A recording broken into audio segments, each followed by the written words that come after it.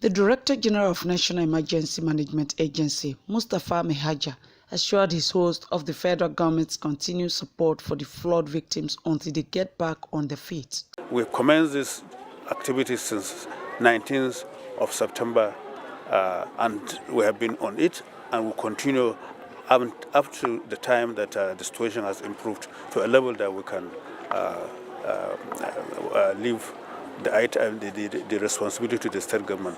The Deputy Governor promised to work with NEMA to ensure its relief efforts achieve set objectives. On behalf of the Governor of KOGI State and the good people of KOGI State, we appreciate your continuous and tireless effort towards ensuring that we are not left alone.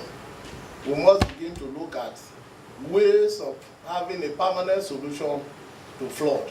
It may not be a 5-year program, it may not be a 10-year program, but in the next 15 years, 20 years, we shouldn't be doing the same thing.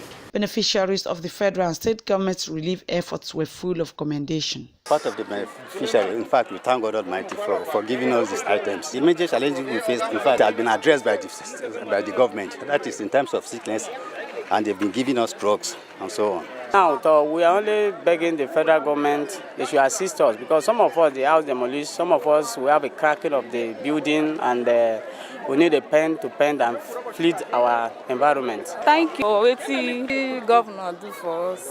The federal government, through the national and state emergency management agencies, have provided consistent relief for the recent flood victims through the establishment of camps for displaced persons and relief materials for other persons across the 9 affected local government areas in the state. Avoy Unwogu, AIT News, LOKOJA.